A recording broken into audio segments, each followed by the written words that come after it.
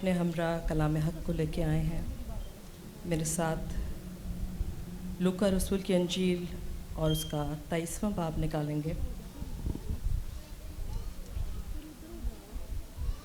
और उसकी 34वीं आयत को पढ़ा जाएगा, जिसका पढ़ना शुरू करते हैं खुदावंद यीशु मसीह के कादर नाम में, आमीन।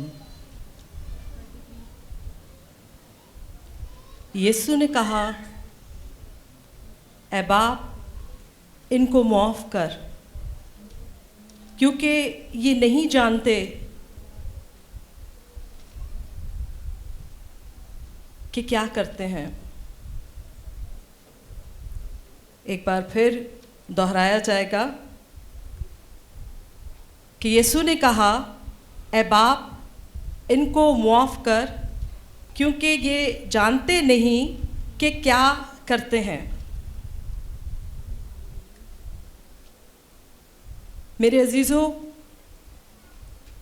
माफ़ी का ज़िक्र क्यों किया जा रहा है, जबकि जान करने की हालत में सलीबी उस तमाम कर्ब के हालत के अंदर यीशु मसीह खुद है, क्योंकि उसी के हक़ में लिखा है कि वो खुदा मोहब्बत है। उस मोहब्बत का इजहार अगर हम इंसान होते हुए अपने बारे में सोचें, तो जब दर्द और तकलीफ़ हो रही होती है इंसानी हालत और बदन में, तो हमारी कैफियत कैसी हो जाती है। हमारी सोच जो है ना, वो कर्ब में बड़ी तकलीफ़देह होती है और हम किसी की सुनना पसंद नहीं कर रहे होते, किसी से बात करना पसंद नहीं कर रहे होते। लेकिन वहाँ पर ये जो कलमात यीशु मसीह के मुंह से निकले कि ऐ बाप इनको मुआफ़ कर, उसका सबब ये है कि इससे पेशतर कि वो सलीबी मौत सहता तमाम उन नबियों के वसीले से तरह बतरह कलाम हो चुका था और लोग जानते थे कि मसीह आने वाला है। मसीहा हमारे लिए, हमारी नजात के लिए आने वाला है। लेकिन किस सबब से उनकी अक्लें बंद थीं कि वो उसका इनकार कर रहे थे, और वो तमाम हरकत, वो तमाम बातें वो उसके साथ हो क्यों रही थी। कलाम हक में से हम एक और हवाला देखेंगे, दूसरा करंतियों उसका 4था बाब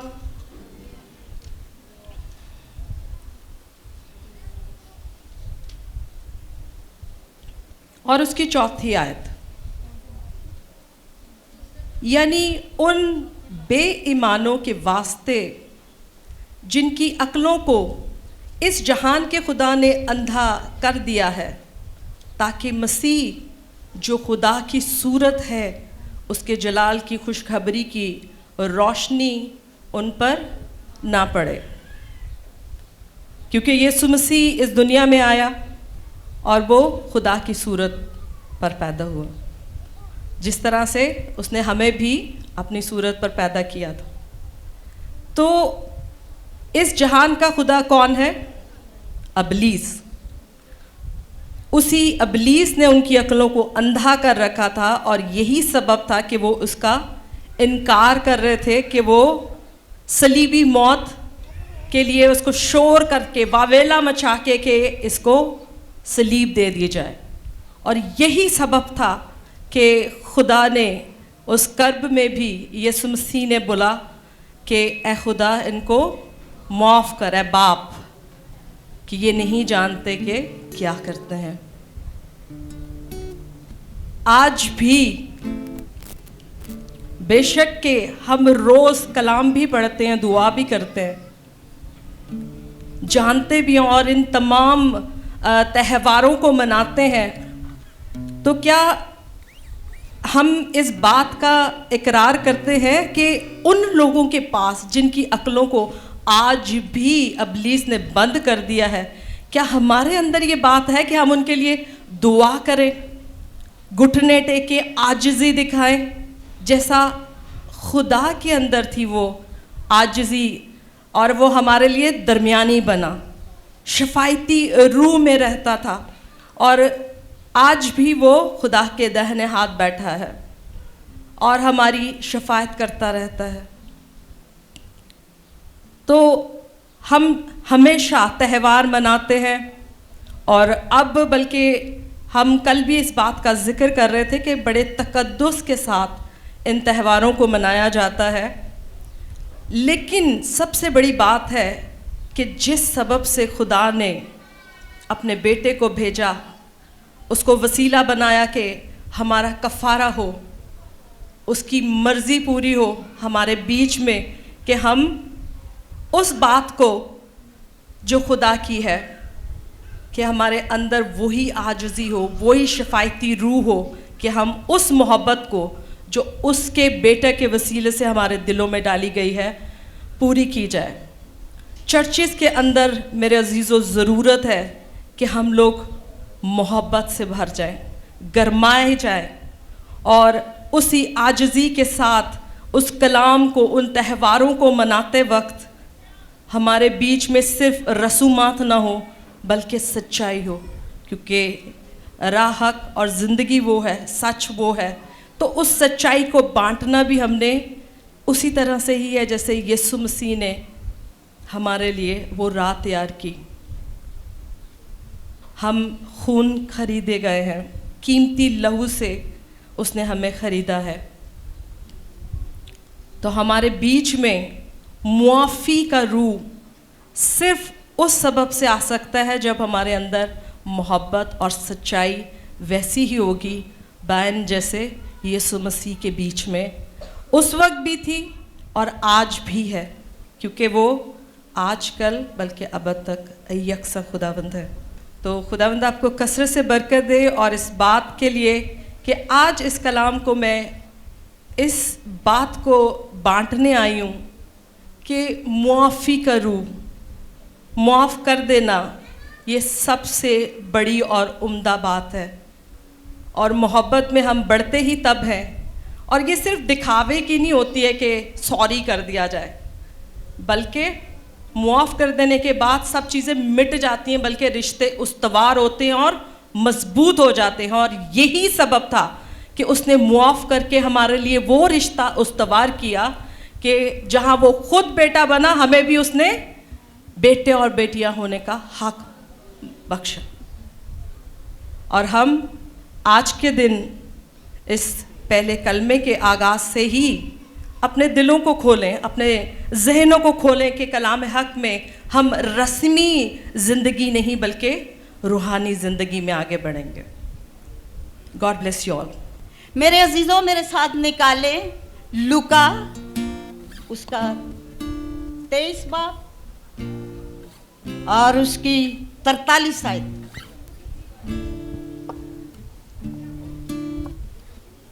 खुदावंद का कलाम यहाँ क्या फरमाता है? उसने उससे कहा कि मैं तुझसे सच कहता हूँ कि तू आज ही मेरे साथ फिरदौस में होगा। मेरे जिंदा खुदा तेरा शुक्र हो,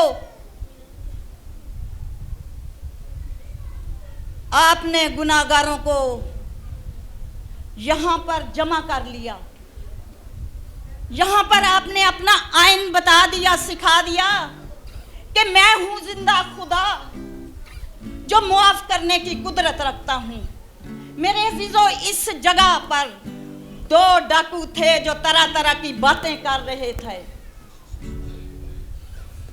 लेकिन यहाँ पर एक डाकू जो गुनाहगार था, मेरे अजीजों, वो जान चुका था कि आसमान के ऊपर और जमीन के नीचे एक ही नाम है, यीशु, जो निजात देता है। अब वो जो दूसरा डाकू है मेरे अजीजों, वो यीशु पर ईमान नहीं था लाया। वो तरह तरह की बातें कर रहा था मेरे यीशु को, जिसने ये मौत सही। हम देखें जब ये बातें कर रहा था, लोग बातें करते हैं, इस कलमे में बातें हो रही थी दो डाकुओं के दरमियान, और मेरा यीशु बड़ी फरोतनी से, बड़ी आजिज़ी से ये सब कुछ सुन रहा था। अब ये दूसरा डाकू जो है, जो यीशु को जान चुका था, मेरे अजीजों, इसने यीशु से सवाल किया, यीशु क्या तू मुझे याद करेगा? क्या दर्द था उसके दिल में, उस डाकू के दर्द था दिल में।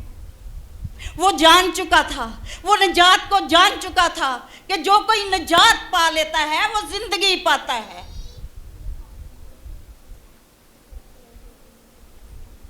कर्ब का टाइम था, ये दुख का टाइम था। अब इसके दिल में ये ईमान था, वो ईमान पे खड़ा था कि ये बादशाह है, ये शहंशाहों का शहंशाह, इसने तीसरे रोज वादे के मुताबिक जी उठना है। हालेलुया। मेरे अजीजों, जब उसने अपने टूटे हुए दिल को खुदावन के पास ले आया, यीशु मसीह के पास ले आया, तो यीशु मसीह ने कहा कि तू आज ही मेरे साथ फिरदौस में होगा। फिलफार यीशु ने कहा, मेरे अजीजों, यीशु ने वक्त नहीं लगाया, उसने टाइम नहीं लगाया, उसने ये नहीं कहा कि मैं तुझे 1 साल के बाद जगह दूंगा, 2 महीने के बाद या 1 वीक के बाद। यीशु ने फिलफार कहा कि तू आज ही मेरे साथ फिरदौस में होगा।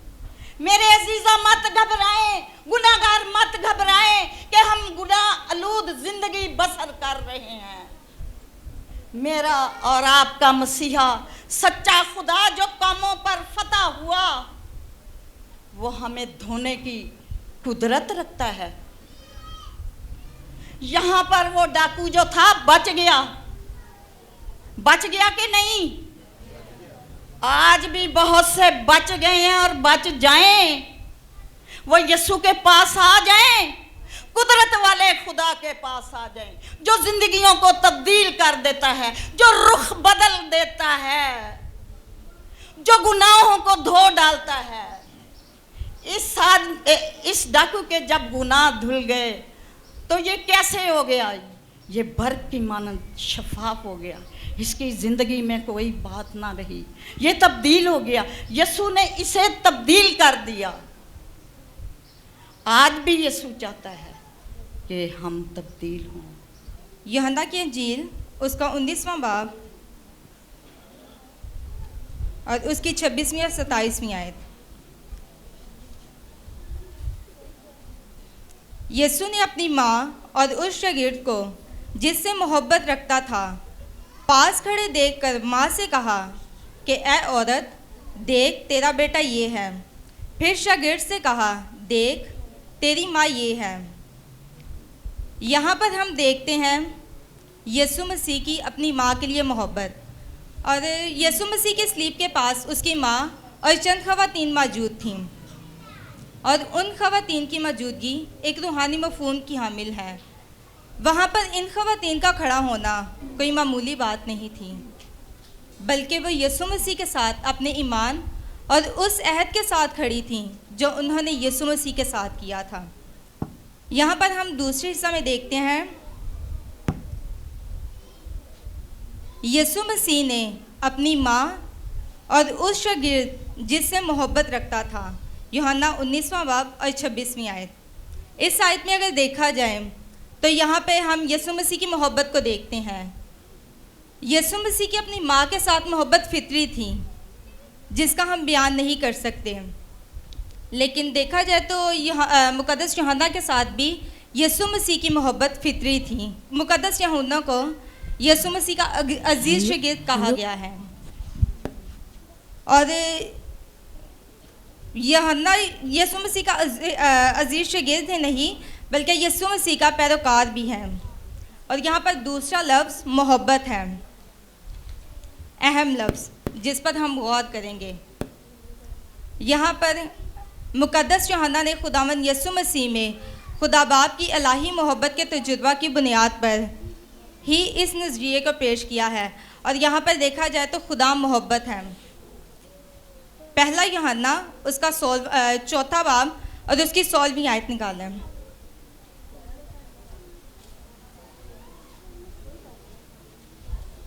पहला यूहन्ना 4 बाब और उसकी 16वीं आयत निकाल लिया तो कहें आमीन। सबने निकाल लिया। यहाँ पर है, जो मोहब्बत खुदा को हमसे है उसको हम जान गए और हमें उसका यकीन है। खुदा मोहब्बत है और जो मोहब्बत में कायम रहता है वो खुदा में कायम रहता है और खुदा उसमें कायम रहता है।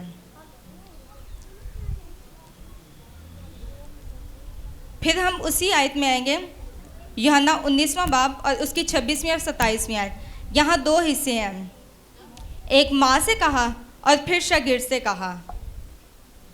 इसमें अगर देखा जाए तो यूहन्ना ने कहा कि देख तेरी माँ ये है, यानी तीसरे कलमे के दौरान में यीशु मसीह ने यूहन्ना और अपनी माँ के दरमियान एक नए रिश्ते की बुनियाद रखी। उसने कहा देख तेरा बेटा ये है, फिर शागिर्द से कहा देख तेरी माँ ये है। और मसीहियत में आज भी देखा जाए तो बहुत सी माँ को बेटे और बेटों को माएँ दस्तयाब हैं। और एक और हिस्सा में देखा जाए तो यीशु मसीह ने बेशक वो दुख की हालत में थे, कर्ब की हालत में थे, लेकिन उन्होंने अपनी माँ की फ़िक्र की। उन्होंने अपनी रूहानी हमारी फ़िक्र करते हैं, लेकिन उन्होंने अपनी माँ की जिस्मानी भी फ़िक्र की। और आज हमारे लिए एक चैलेंज है,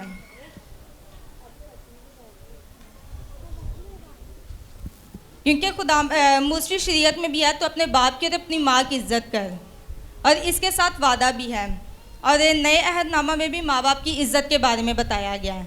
और इसी को देखते हुए जैसे यीशु मसीह ने अपनी माँ की फ़िक्र की, हमारे लिए चैलेंज है तीसरे कलमे में कि क्या हम रूहानियत में आगे बढ़ते हुए हमारे अंदर घमंड आ जाता है, गुरूर आ जाता है और हम अपने माँ बाप को टोटली भूल जाते हैं।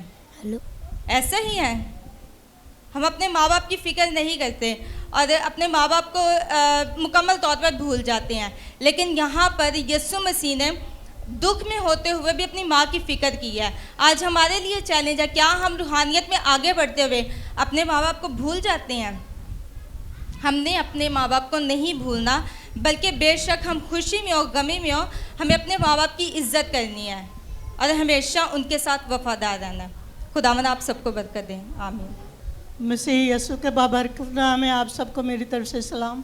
अजीज़ों, जैसे कि हवाला यहाँ दिया गया है कलाम में, मत्ती की अंजील और उसका 27 बाब और उसकी 40वीं आयत, कलाम में लिखा है, तीसरे पहर के करीब यीशु मसीह ने बड़ी आवाज़ से चिल्ला कर कहा, एली एली लमा शबक्तनी, यानी ऐ मेरे खुदा तूने मुझे क्यों छोड़ दिया। इसी तरह से दूसरा हवाला जो है वो मरकस 15 बाब और उसकी 33वीं आयत है।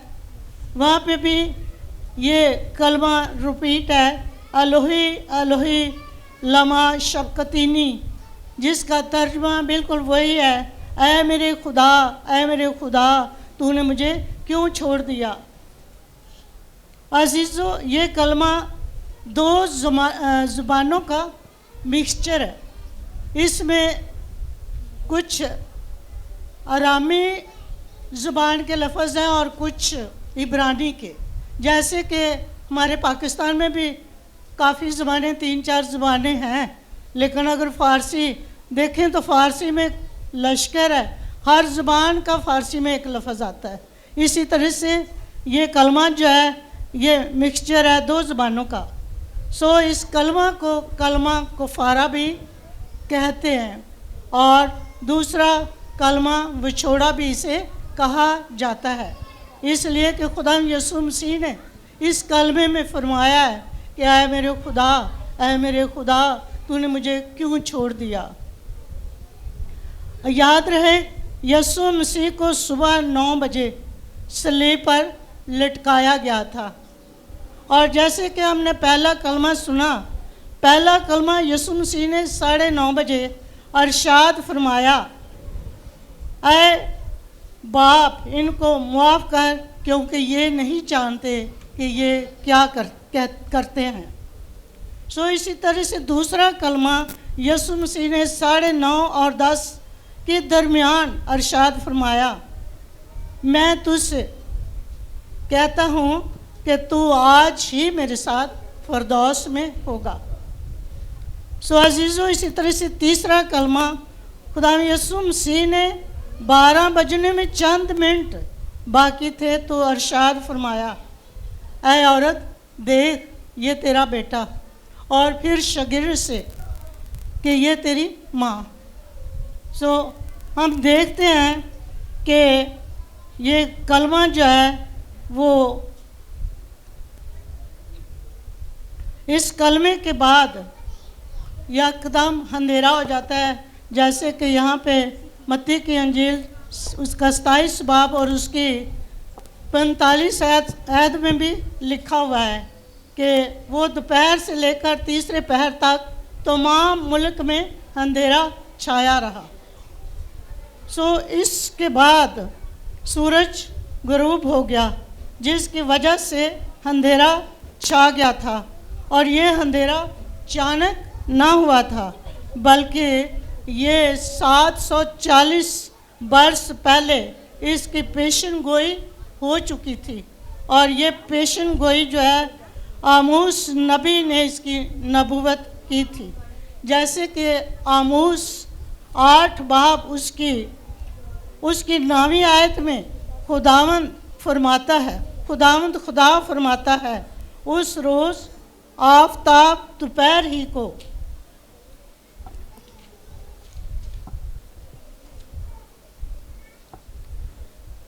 ही को गरूब हो जाएगा और मैं रोज़े रोशन में ज़मीन को तारीख कर दूंगा। अजीज़ों, ये खुदा का प्रोग्राम था, इसलिए ऐसा हुआ। और अजीज़ों, ये दिन भी वही था जिस दिन यीशु मसीह को सलीब चढ़ाया जा रहा था। इतना अंधेरा था कि कुछ दिखाई नहीं देता था, जिसकी वजह से कोई काम नहीं हो सकता था। और यही वो दिन यहूदियों की ईद फसह का दिन भी था। इस दिन यहूदी 3 बजे ईद फसह की कुर्बानी गुजरानते थे, लेकिन उस दिन अंधेरा होने की वजह से कोई यहूदी भी उसकी तैयारी ना कर सका, जिसकी वजह से वो ईद नहीं बल्कि खुदा यीशु मसीह ने अपने आप को उस सोख्ती कुर्बानी के लिए चढ़ा दिया। खुदावंद ने अपना फिदिया दिया, अपनी कुर्बानी चढ़ा दी, जिसकी वजह से बकरों और छतरों का जो कुर्बानी थी वो मनसूख होगी। सो इसी तरह से अगर हम आमोस 8 बाब उसकी 10वीं आयत में देखें तो वहाँ लिखा है, मैं खुदा ने खुद फरमाया कि मैं तुम्हारी ईदों को महत्तम से और तुम्हारे नगमों को नोह से बदल दूंगा। उस दिन लोगों में सफ़े मातम बिछ गया था और उन्होंने ऐसे मातम किया जैसे अकलौते बेटे का मातम करते हैं। सो 3 बजे फिर सूरज निकल आया और रोशनी हुई और उसके बाद खुदा यीशु मसीह ने ये कलमा अरशाद फरमाया, एली एली लमा शबकतीनी, ऐ मेरे खुदा तूने मुझे क्यों छोड़ दिया। मसीह में आप सबको सलाम। मेरे अजीज़ों, अभी आपके सामने मैं यूहन्ना की अंजील उसका 19 बाब और उसकी 28 आयत पेश करूंगी। इसमें लिखा है, इसके बाद जब यीशु ने जान लिया कि अब सब बातें तमाम हुई ताकि नविश्ता पूरा हो, तो कहा, मैं प्यासा हूँ। आमीन। ये जो मैंने अभी गीत गाया, उच्चे नीवे टोया विच डिग डिग जांदा है। ये जो अभी कलमा मैं आपके सामने पेश कर रही हूँ, इसके 2 हिस्से हैं। और जो बेसिक जिस बात पे मैं आपके सामने कलाम पेश करूँगी वो है यीशु मसीह की प्यास। यीशु मसीह को 2 तरह की प्यास थी। एक प्यास वो है जब यीशु मसीह उच्चे नीवे टोयां विच डिग जांदा सी, यानी कि यीशु मसीह गिर रहे थे, दुख की हालत में थे, ज़ारों की तार कोड़े लगे, मारा गया, उन्हें थप्पड़ लगाए गए, थूका गया। और आप ये इमेजिन करें कि अगर हम लोग थोड़ी देर चल लें, थोड़ी दूर यहाँ से चले जाएं, तो दिल करता है जल्दी से पानी मिल जाए, मैं बड़ा प्यासा हूँ। अब इसी तरह से पीछे 2-3 दिन पहले मैं और मेरे हस्बैंड, हम लोग 2-3 घंटे इसी तरह से हमारा ट्रैवल रहा, और इस कदर मुझे प्यास लगी कि मुझे था बस मुझे पानी मिल जाए। तो बाद में मैंने इस चीज़ को रियलाइज़ किया, यीशु मसीह की मोहब्बत को, कि यीशु मसीह की मोहब्बत ऐसी खूबसूरत चीज़ है कि उसने वो प्यास जो उस वक्त उन्हें लगी हुई थी हमारी खातिर बर्दाश्त की। गिर रहे हैं, मार पड़ रही है, बड़ी प्यास लगी हुई है, लेकिन वो सारी प्यास, वो सारी तकलीफ हमारे लिए थी। यीशु में आप सबों की सलामती हो और खुदा बाप का बेबयां फजल और उसकी रफ़ाकत आप पर, आपके घरानों पर हमेशा होती रहे, आमीन। और छठा कलमा जो कि यूहन्ना की अंजील उसका 19 बाब उसकी 30 आयत है, और मेरे साथ इसको अपनी रहनुमाई के लिए निकालें और हम सब मिलकर इसको पढ़ेंगे। और मत्ती की अंजील 19 बाब उसकी 30 आयत में यूँ लिखा है, बस जब यीशु ने वह सिरका पिया तो कहा तमाम हुआ, और सर झुकाकर जान दी। और तमाम हुआ का मतलब यीशु की जिस्मानी हालत नहीं थी। तमाम हुआ यीशु मसीह का अपने तशद्दुद की वजह से कहना नहीं था। यूहन्ना की अंजील जब हम तारफ़ को पढ़ते हैं तो वहाँ पर यूहन्ना इस बात की तस्दीक करता है कि जिन चीज़ों को मैं आर्जी तौर पर पेश कर रहा हूँ असल में वो सब रूहानी है। तो आए हम इस बात को एक बार फिर वजाहत के साथ समझें ताकि हमें सही तौर पर हमारे कामिल नजात दहिंदा यीशु अल मसीह की इस बात की समझ आए। हम मिलकर सीखेंगे कि उसने जब कहा तमाम हुआ, तो जब यीशु ने सिरका पिया तो कहा तमाम हुआ। तमाम हुआ का लफ्ज़ी मतलब है मुकम्मल ताबेदारी, मुकम्मल अदायगी, ख़त्मशुदा किसी काम या मिशन की तकमील को पूरा करना। हमारे कामिल नजात दहिंदा खुदावंद यीशु अल मसीह नासरी ने जो ज़मीन पर इसीलिए आए थे कि दुनिया और दुनिया के गुनाहों से उन्हें निजात दे। मत्ती की अंजील उसका पहला बाब उसकी 21 आयत में लिखा हुआ है कि वही अपने लोगों को उनके गुनाहों से निजात देगा। तो निजात दहिंदा खुदावंद यीशु अल मसीह नासरी जो थे, इस वक्त सलीब पर तमाम हुआ का जब लफ्ज़ कहा गया तो इस बात के लिए यीशु ने बड़ी पुकार और ललकार के साथ फतहमंदी का नारा लगाया था कि बाप, जिस काम के लिए तूने मुझे ज़मीन पर भेजा था, जिस काम के लिए मैं ज़मीन पर आया था, मैंने उसे तमाम किया, और पूरा फिदिया जिसके लिए मैं ज़मीन के तमाम बनी नौ इंसानों के लिए इस सलीब पे से गुजरने वाला था, मैंने तमाम कर दिया है। और बाप ने भी उसे वो नाम बख्शा जो सब नामों से आला था। और लिखा हुआ है कि बाप ने उसे सारा इख्तियार दिया, मुकम्मल इख्तियार दिया। हमारे खुदावंद यीशु मसीह नासरी ने जब निजात के सारे काम को मुकम्मल किया तो उसके बाद लिखा है कि उसने अपने बाप के नाम को ज़मीन पर जलाल दिया था, क्योंकि यही बाप की कामिल मर्जी थी, यही बाप की कामिल रज़ा थी, यही बाप का मंसूबा था कि ज़मीन के लोग खुदा के साथ मेल मिलाप कर सकें। और खुदा अपने बेटे के रूप में ज़मीन पर आया। ये दुख, तशद्दुद, मुसीबतें, तकलीफ़ें इसीलिए सही, असल में वो हमारी थी। और खुदा बाप ने अपने बेटे को सलीब पर पेश कर दिया और उन सब को जो हमारे खिलाफ दस्तावेज़ बनी हुई थी उसे किलों से जड़कर हमेशा के लिए ख़त्म कर दिया और हमें फतहमंदा ज़िंदगी दी। और वो ज़िंदगी जो कसरत की ज़िंदगी है, जो ना ख़त्म होने वाली ज़िंदगी है। और लिखा है कि वो सलीब पर अबलीस और उसके कामों को कुचलेगा। और यहाँ पर हमें गुनाहों से ही माफ़ी नहीं मिली है, हमें अबलीस और उसके सारे इख्तियारों से आज़ाद किया गया है। वो जो इफ्सियों के खत 2 बाब की 2 आयत में लिखा है कि हवा की अमलदारी का हाकम, जो हाकम था, हमारे नजात दहिंदा खुदावंद यीशु अल मसीह ने उससे भी हमें छुड़ा लिया और उस पर उसका बरबला तमाशा बनाकर उसे हमेशा के लिए उस पर गालिब आ गया। और आज वो भी गालिब हैं जो यीशु अल मसीह को अपना शख्सी ज़ाती नजात दहिंदा कबूल करते हैं।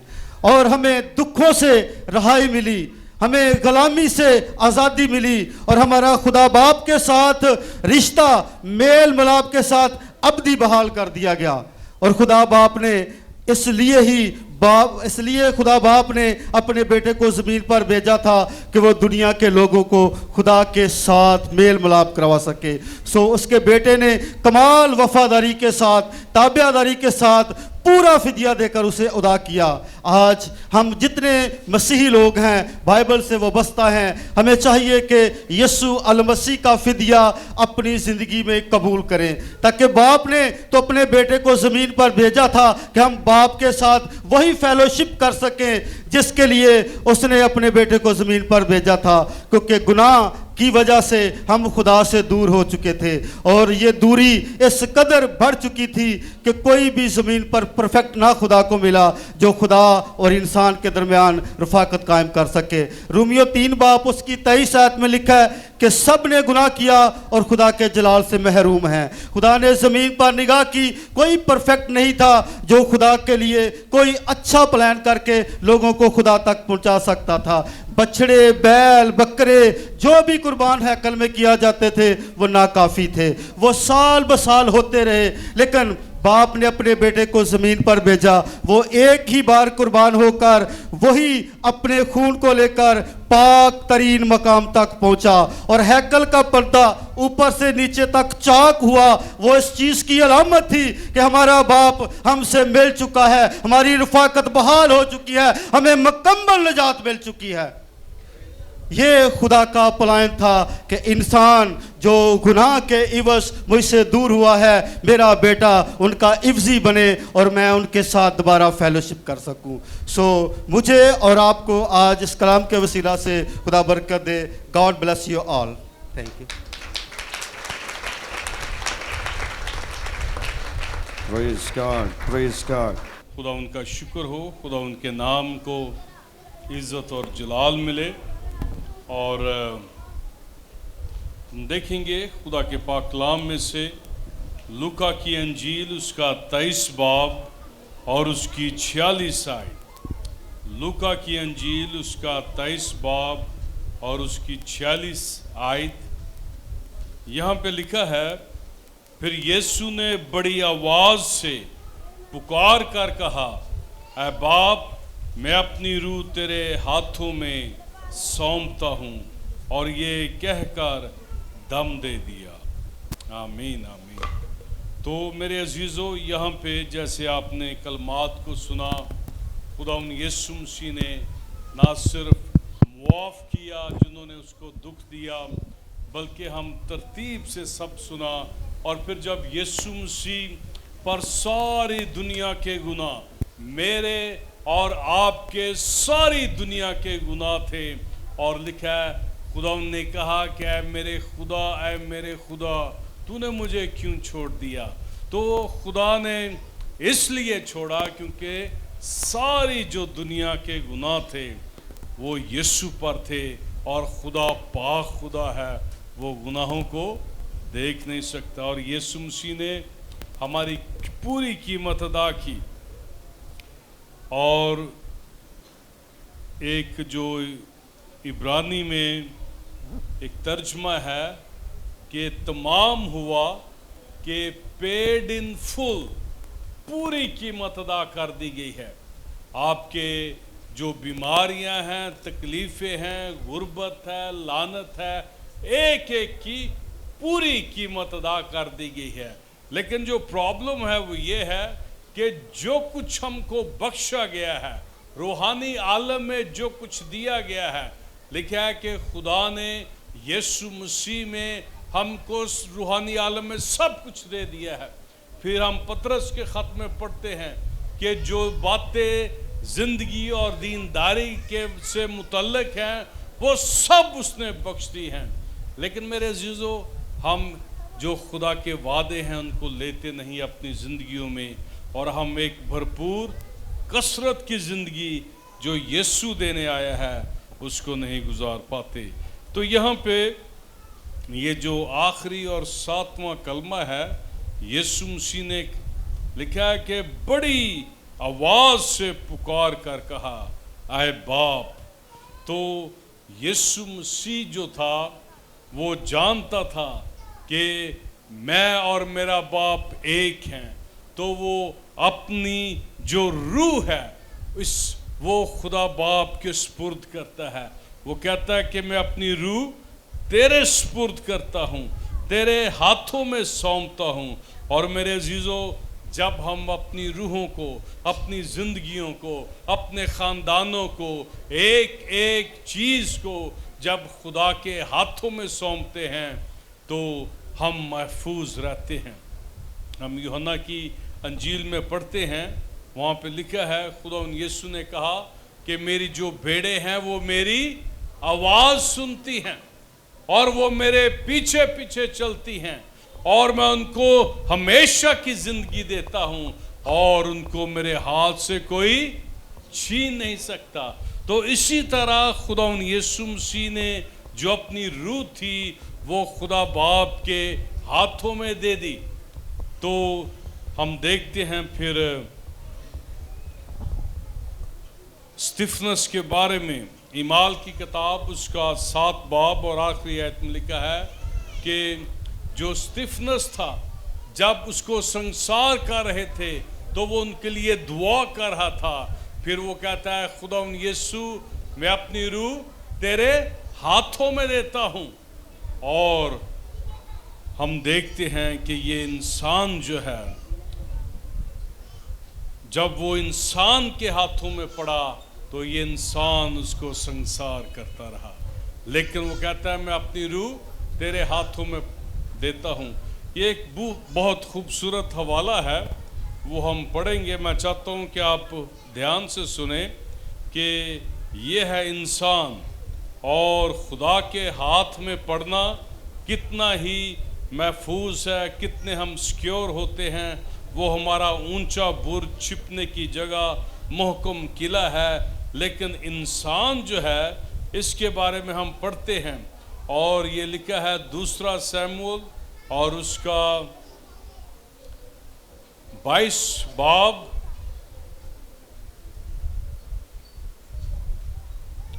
शमूएल की दूसरी किताब उसका 24 बाब, और हम पढ़ते हैं उसकी 13 आयत से। अब ये जो 24 बाब है 2 शमूएल का, इसमें हम देखते हैं कि जब दाऊद के दिल में आया कि बनी इस्राएल जो है उसका शुमार करे, अय्यूब जो उसका जर्नैल था उसने उसको मना भी किया, लेकिन जो दाऊद बादशाह था वो बड़ी एक स्ट्रॉन्ग पर्सनालिटी थी, तो उस पे गालिब रहा। और जब बनी इस्राएल का शुमार किया गया, और फिर लिखे है, हम पढ़ते हैं ये 2 शमूएल 24 बाब और उसकी 10वीं आयत में, और लोगों का शुमार करने के बाद दाऊद का दिल बेचैन हुआ, और दाऊद ने खुदा उनसे कहा कि जो मैंने किया सो बड़ा गुनाह किया। अब ऐ खुदाउन, मैं तेरी मिन्नत करता हूँ कि तू अपने बंदा का गुनाह दूर कर दे, क्योंकि मुझसे बड़ी हमाकत हुई। और फिर हम देखते हैं कि खुदा ने जो एक नबी था उससे कलाम किया। वो नबी जाता है, दाऊद को जाके खुदा का पैगाम देता है। तो वहाँ पे लिखा है, सो जाद ने दाऊद के पास जाकर ये बताया, उससे पूछा क्या तेरे मुल्क में 7 वर्ष कहत रहे, या तू 3 महीने तक अपने दुश्मनों से भागता फिरे और वो तुझे रगेदें, या तेरी ममलकत में 3 दिन तक मरी हो, सो तू सोच ले और गौर कर ले कि मैं उसे जिसने मुझे भेजा है क्या जवाब दूं। गौर से सुने। अब जब दाऊद ने हमाकत की, गुनाह किया, तो इसके एवज खुदा ने इसको सज़ा भी दी। वो सज़ा क्या थी? 3 चॉइसेस थी, उनमें से एक का चुनाव दाऊद ने करना था। उसने कहा कि तू 7 वर्ष तक तेरे मुल्क में कहत रहे, या 3 महीने तक तू अपने दुश्मनों के आगे भागता रहे, और या फिर 3 दिन तक तेरी सल्तनत में जो है वो मरी रहे। तो जो दाऊद था उसने एक खास बात कही। दाऊद ने जाद से कहा, मैं बड़े शिकंजे में हूं, हम खुदावंद के हाथ में पड़े। क्या हमने पढ़ा? हम खुदावंद के हाथ में पड़े, क्योंकि उसकी रहमतें अजीम हैं। इस पर मैं इंसान के हाथ में ना पड़ूं। लिखा है, क्योंकि उसकी रहमतें अजीम है, पर मैं इंसान के हाथ में ना पड़ूं। कहता मैं खुदा के हाथ में पड़ूं। अगर मुझे सजा मिले तो खुदा के हाथ से मिले, इंसान के हाथ से ना मिले, क्योंकि इंसान बड़ा जालिम है। तो हम पढ़ते हैं, जैसे हमने ईमाल की किताब में देखा उसके 7वें बाब में, कि जो स्टिफनेस था उसको वो संसार करते रहे और वो उनके लिए दुआ करता रहा। फिर वो कहता है, खुदावंद मैं अपनी रूह तुझे देता हूँ, मेरी रूह को कबूल कर। खुदावंद यीशु मसीह ने कहा, क्या बाप मैं अपनी रूह तेरे हाथ में सौंपता हूँ। दाऊद कहता है कि मैं तेरे अगर सजा भी मिले तो खुदा ही से मिले, इंसान के हाथ में मैं क्यों पड़ूं। तो मेरे अजीजों, मेरी और आपकी निजात के लिए भारी कीमत अदा की गई है। अब निजात हमको मुफ्त मिलती है, लेकिन इसके लिए खुदावंद यीशु मसीह ने दुख सहे, मार खाए, उसके हाथों पाँव में कील ठोंके गए, सर पे अकांटों का ताज रखा गया, पसली में नेजा मारा गया। निजात जो है वो मुफ्त है, लेकिन उसकी भारी कीमत अदा की गई है। कई दफ़ा लोग कहते हैं जी जो चीज़ मुफ्त होती है ना, वो उससे मैं लुत्फ़अंदोज़ होता हूँ, वो मुझे अच्छी लगती है, ताकि मुझे कीमत ना उसकी अदा करना पड़े। मेरे अजीज़ों, इस ज़मीन पर कोई भी चीज़ जो है वो मुफ्त नहीं है। वो अगर हमें मिलती है तो किसी ने उसकी कीमत अदा की है। तो जो निजात है वो भी मुफ्त नहीं है। खुदावंद यीशु मसीह ने अपनी जान देकर हमारे लिए बड़ी निजात का पूरा इंतज़ाम किया है। हालेलुया। तो आए हम ये जो मुबारक जुमा है, ये एक रस्मी, एक रूटीन वाला ना हो, बल्कि इसमें हम अपने आप को नए तौर से मखसूस करें और यीशु मसीह के वो जो 7 कलमात हैं जो आपने सुने हैं, आप उन पे गौर करें, आप उनको अपने दिल में लें, उसको अपनी रूह का हिस्सा बना लें। और मेरे अजीज़ों, हम रोज़मर्रा की ज़िंदगी में उनको अपनी ज़िंदगियों में, अपने दिलों में, अपनी सोचों में रखें, ताकि हम एक भरपूर जो मसीही ज़िंदगी है वो ज़मीन पर गुजार सकें। मैं चाहता हूँ सब अपने कदमों पर खड़े हों, सब अपने कदमों पे खड़े हों और हम अपने आप को आज नए तौर से खुदा उनके लिए मखसूस करेंगे। हालेलुया। और ये जो 7 कलमात हैं, ये नहीं कि जब मुबारक जुमा आता है हम इनको सुने और फिर हम सारा साल भूल जाएं, बल्कि ये जो 7 कलमात हैं इनको हम अपनी रूह का हिस्सा बना लें, इनको याद रखें, जाने कि ये वो 7 बातें हैं उस यीशु ने कही हैं जो जिसने मेरे लिए आसमान को छोड़ा, अपने जलाल को छोड़ा, इस जमीन पर आ गया, मेरे लिए दुख सहे, मार खाई, मेरे लिए बड़ी निजात का इंतजाम किया है। मेरे अजीजों, आज हम नए तौर से अपने आप को महसूस करेंगे। हालेलुया। मैं चाहता हूं सब मेरे पीछे ये दुआ करें। ऐ खुदा बाप, यीशु के नाम से मैं तेरे पास आता हूं, अपने गुनाहों का इकरार करता हूं, अपना आप तुझे देता हूं। फजल कर, मैं तेरे लिए जीऊं और खुदावन यीशु के जो 7 कलमात हैं उनको याद रखूं, उनको अपनी रूह का हिस्सा बना लूं, बल्कि तेरा जो कलाम है, तेरे जो वादे हैं, उनको अपने दिल में कसरत से बसने दूं, ताकि मैं बहुत सा फल ला सकूं। यीशु के नाम में आमीन आमीन।